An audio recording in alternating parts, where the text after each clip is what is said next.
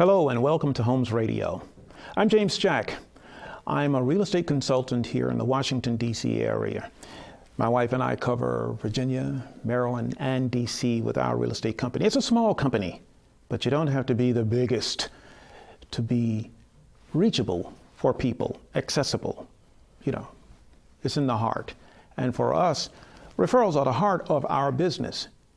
We do the very best that we can to help people to buy, to sell, to lease, whatever. Even to help them to find refinancing in case they want to pull money out or they want to take care of some type of obligation such as sending their kid to school. Sometimes your home has a lot more going for it than just a two-car garage and a driveway and a pool in the back. Yes, I know. Home is where the heart is. And that's what we've been doing for quite a few years. We've made lots of friends. And their friends have contacted us about helping them too. Sometimes they just want a little advice. And in a show that I did earlier, I talked about all the different things that we have been doing over the past few years and how the real estate industry has changed. I also talked about how people ask us, well, what is the state of real estate today? And even though some people or other television shows will tell you, oh, it's all doom and gloom. It's really not. It's really not. Real estate has never been better. The homes that are being built now are just absolutely fabulous. The renovations are absolutely fabulous. It's really, really nice to walk into a home that's 100 years old and everything is there, but now it has air conditioning. And now it has a new kitchen with granite tops and things like that. Even though the same cabinets are there, they've just been refinished and the same fixtures are there, but the water actually flows better because of the new technologies. It's really nice. It really is. And when you walk into a beautiful home like that with someone who wants to buy and they just get this overwhelming feeling, you kind of feel good yourself. No, we don't do end zone dances or victory dances, as it were, when we go to closing with them. We just say, hope you have a really nice home. And don't forget to tell someone else that if they're looking to buy or to sell, then they should call us, or they should call someone that they trust, because that's really what it's all about. It's about trust. It's about, being human and feeling very good about having something that, will be with you for a long time, and that is a home. It's not just a place to stay. It's where you live. It's also where we work, because we do a lot of our work out of our home. People say, why would you want to work at home? Well, number one, this is not a very commuter-friendly area to live in. When I lived in Los Angeles, I thought it could never get as bad as this. But let me tell you, if you're out there at 8 o'clock in the morning, you just sometimes cross your fingers and say, oh, just let me get to work in one piece and get home in one piece. And why do we do it? Because we love the Washington, D.C. area. We do. Most of us come here and we never go back. Those of us who are born here never venture away from here. And those of us who do leave, we come back. We really like it. And people say, well, that's not your home. Well, you can say in your own mind, I have two homes, where I was born or where I lived and where I am now. I like the Washington Zoo. I like your Georgetown. I like National Harbor and Old Town.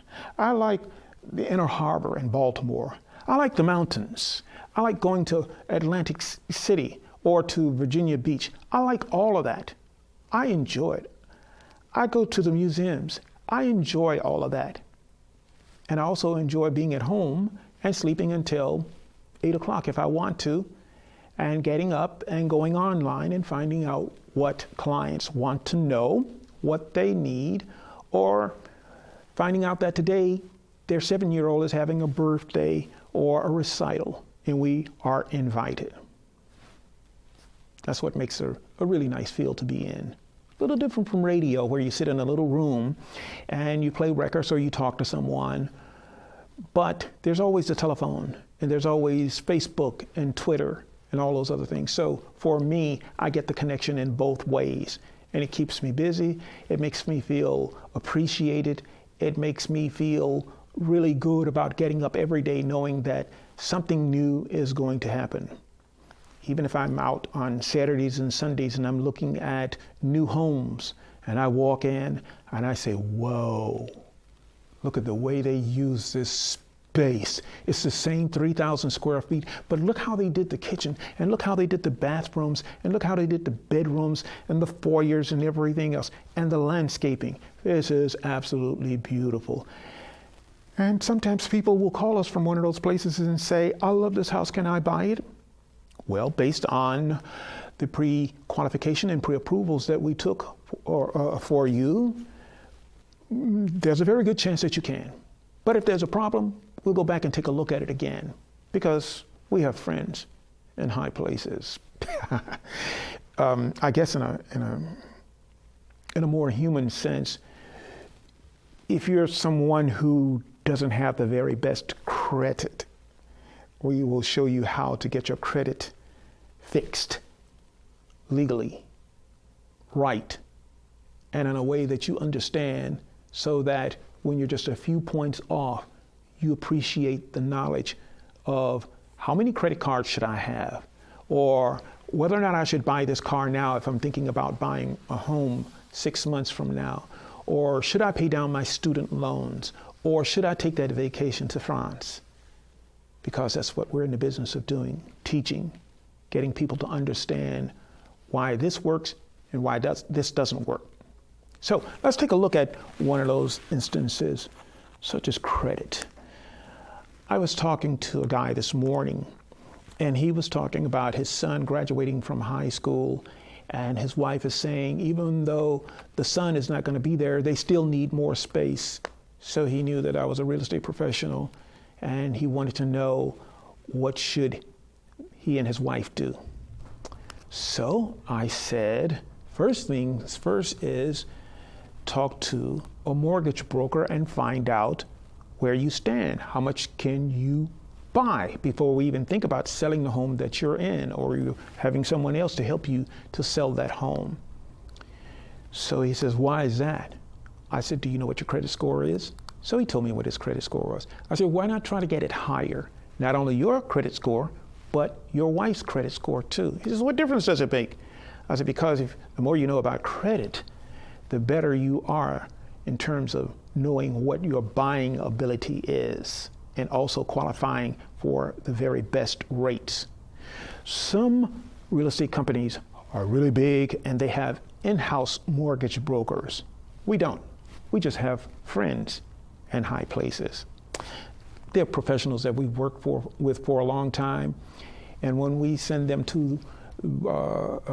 someone to them, they know exactly what to tell that person in order to get their score up to this point within the next 3 or 4 or 5 months.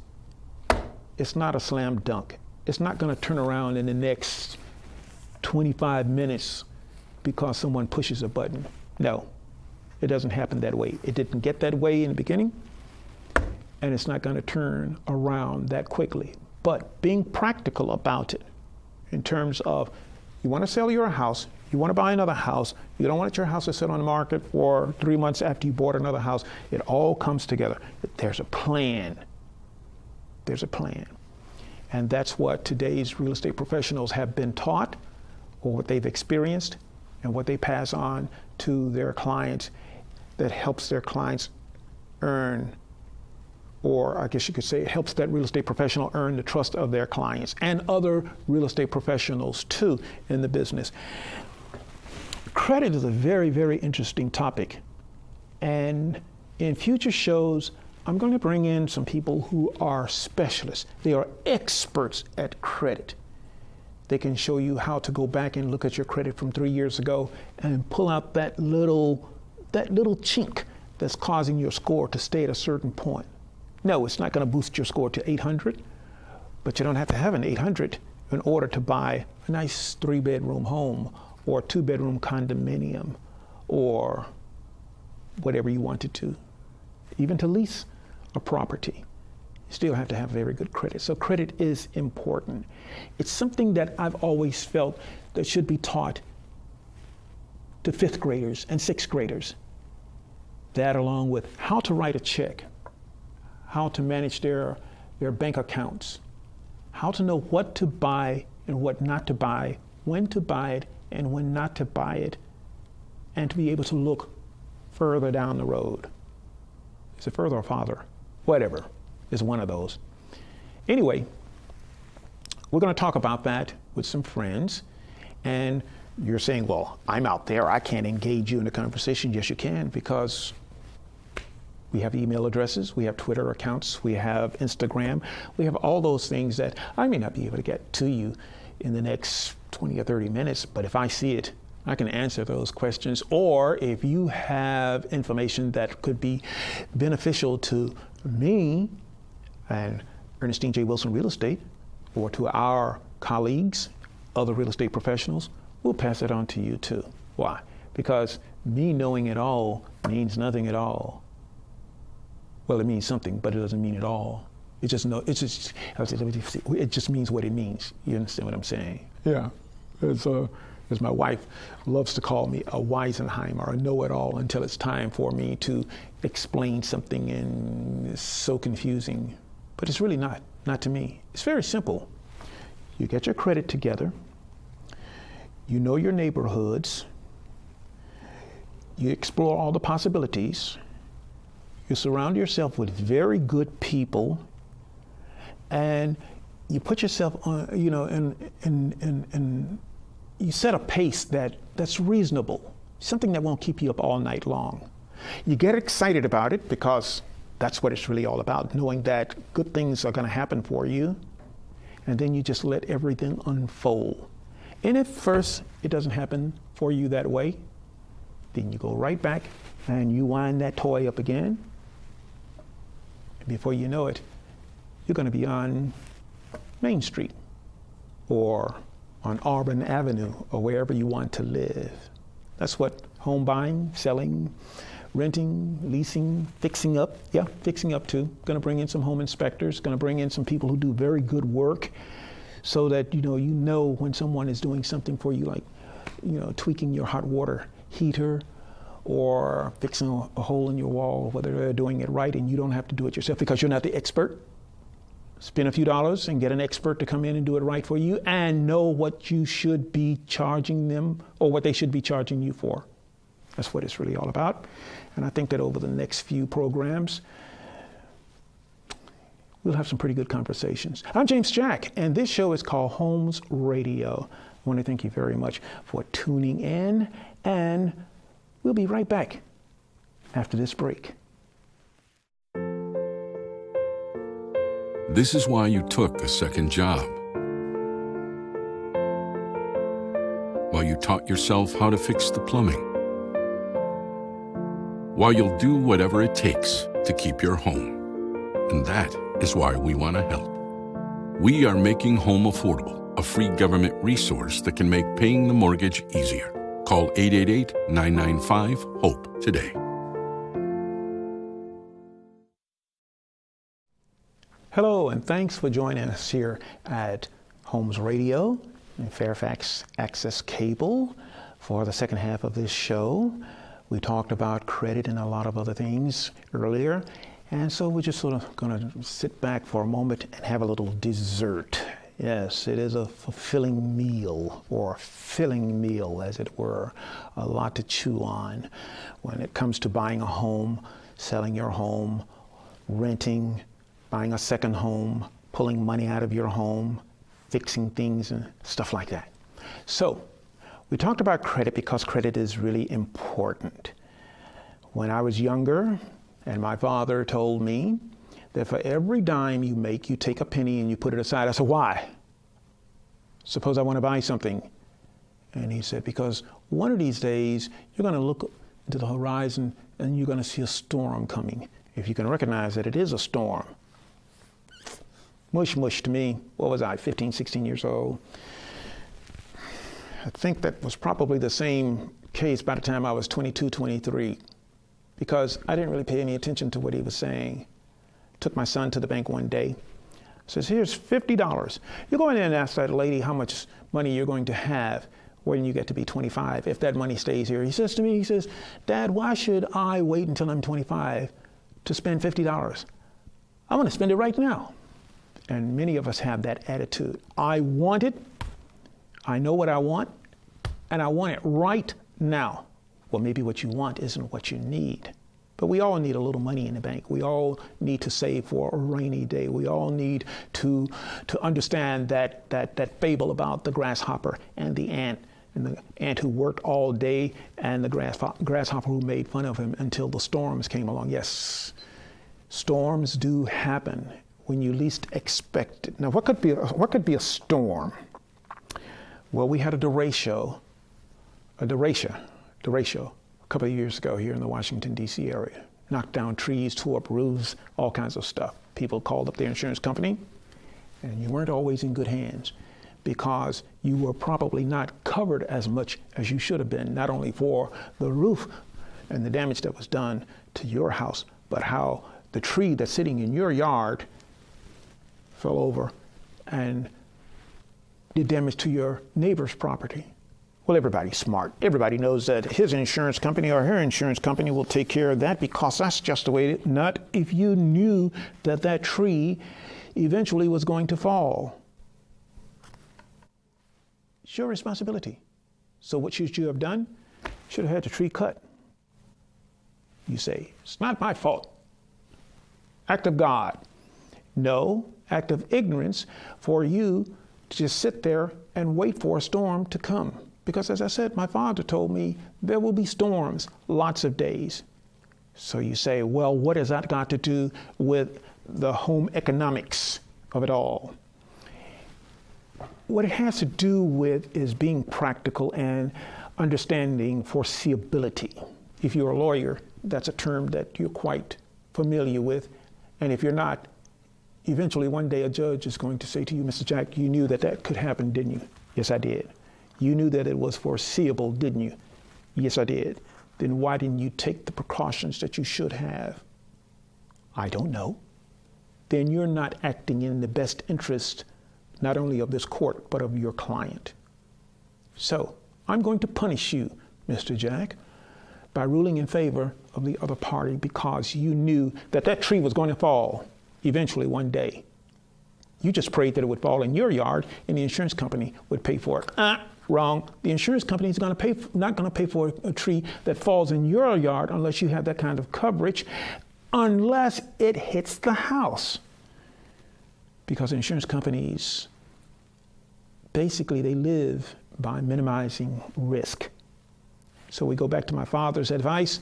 You take a penny and you save it. So what else happens, Dad? Well, one day you get to a point where you can take 2 pennies and throw it into the pile. 3 pennies, throw it into the pile. But that's not giving me enough money out of my 10 cents to have fun and do all the things I want to. Well, son, as you get older, you will discover those things that you thought were important to you don't matter anymore. Because you don't need a new car every year to impress your friends. You don't need to go to spring break because you're not in college. You don't need the newest this or that, so this or that. It's like my son, he says, I don't understand why you wear those kinds of clothes. Is it because they fit? Because 10 years from now I can wear this same sweater. And it doesn't have somebody's name on it that might be in jail 10 years from now. So 10 years later, he's saying to me, you know, that makes sense, doesn't it? Yes, it does. As it does for you to work with people who work in your best interest, save your money for those rainy days, plan way in advance for those major purchases such as your home, make sure that your credit is in great shape, and still save a little bit on the side because you shouldn't take every penny that you have to buy a home. You've heard the expression, what is it? House poor? Yeah. You bought this big, beautiful house. Big and beautiful, isn't it? You got everything. Crystal chandeliers, you've got marble eyes, you've got whatever other icings. But you don't have any money. What's going to happen first? Well, maybe not a tree falling, but your credit score going down. So when you need a repair, you can't have a company to come in and do the repair and just sign off on it because you don't want to use your credit card. It just so happens it's no longer 0% interest. It's now 19% interest. So you want to always be thinking in terms of home economics. How much does it cost for me to live here? What if I decide to stay here forever and ever and never sell? Or maybe I don't expect to pull $100,000 out of it and buy a boat and travel to Tahiti or any of those other things. Are these things that you should talk to your realtor about, your real estate professional, your mortgage broker? No, talk to your spouse.